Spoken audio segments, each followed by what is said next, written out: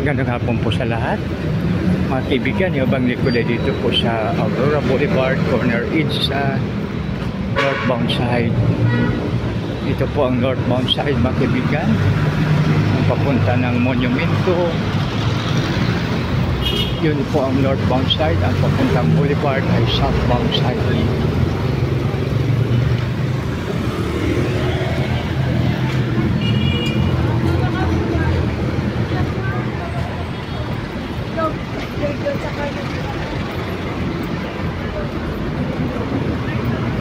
Ito yung MRT.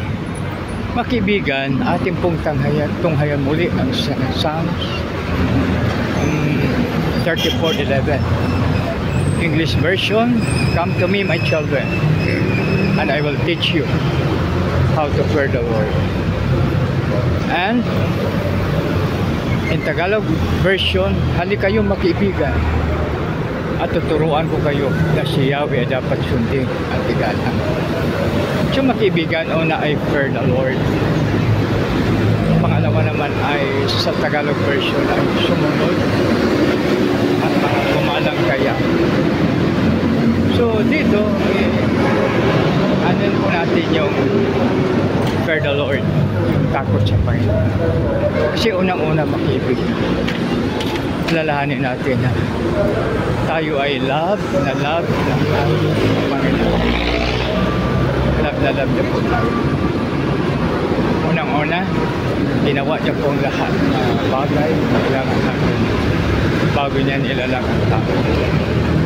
So ibig sabihin mga kaibigan na He prepared everything for us. So pwede po natin i-compare sa isang mag-asawa na naghanda para sa kanilang paglabas ng kanilang anak.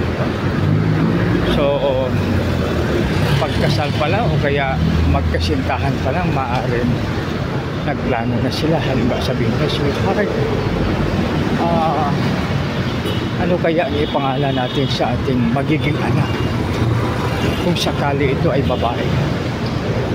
Siyempre magano yan sila, no? So ang iba ay biblical. So